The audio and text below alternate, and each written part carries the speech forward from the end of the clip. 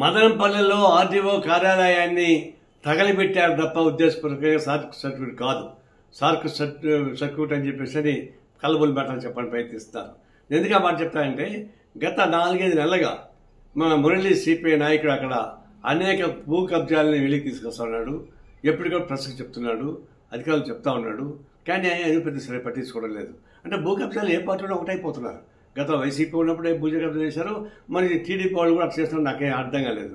ఇప్పుడు గవర్నమెంట్ వచ్చిన 2 నెలలు అయిన తర్వాత ఇప్పుడు ఆ కేవలం ఆర్డీఓ ఆఫీసులో ఏ ముఖ్యమైన ఫైల్స్ ఉన్నాయో అదే తగలబడినాయి తప్ప మొత్తం ఆఫీసు మొత్తం తగలబడలే.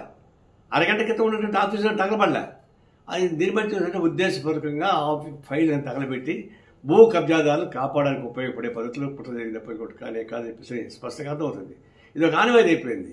తెలంగాణ గవర్నమెంట్ కాంగ్రెస్ పార్టీ వస్తుందని చెప్పేసి తెలిసిన అర్ధరాత్రి 3 గంటలకి టూరిజం ఆఫీస్ తగలబెట్టారు. ఆడ కూడా టూరిజం ఆఫీస్ మొత్తం తగలబెట్టారు. ఆడ ఫైల్స్ మాత్రం తగలబెట్టారు. అంతకుముందు టూరిస్టు ఎండీగా ఉన్న అతను, మంత్రిగా ఉన్న అతను ఏ ఇతరులకి లీజుకి ఇచ్చారో అవన్నీ బయటపడతాయని చెప్పి తగలబెట్టారు. ఆ విధంగా ఇప్పుడు గవర్నమెంట్ మారినప్పుడు ఇట్లాంటి జరుగుతూ ఉన్నాయి.